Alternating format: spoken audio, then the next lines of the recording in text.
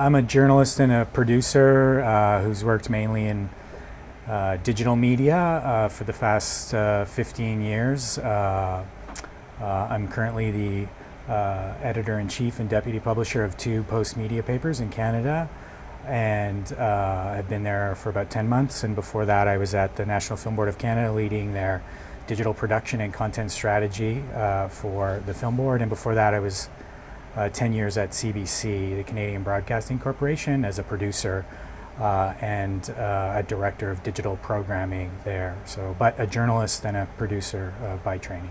With the CBC projects, I started in building sort of local websites and newsrooms in Winnipeg, and then I think the biggest project I did at CBC was CBC Radio 3.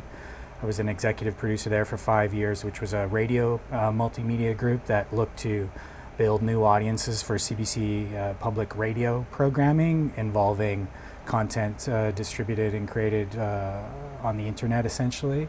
And then in 2008, I went to the Film Board, and 2008, I was hired at the Film Board to develop their digital content strategy and production and lead in the creation of story-driven digital work that would again sort of help the Film Board meet its mandate as a producer of socially relevant audiovisual content and help the Film Board reach a larger audience than it could through the creation of simple linear films.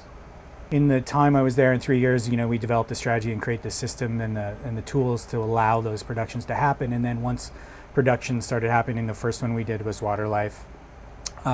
So a sort of educational exploration of the water issues facing the Great Lakes. So a big website essentially, and that went on to win numerous interactive awards from Webby's and South by Southwest Awards. So that was a big one. We did some smaller projects after that, which I think demonstrated some creative possibilities on a much tighter budget. A few of those, again, got quite a bit of recognition. One was called Test Tube, which was this data visualization using Twitter. And another project called Welcome to Pine Point, which is this personal story about the closure of a mining town in the Northwest Territories, told in a very linear sort of flip book-like fashion, also garnered a lot of attention.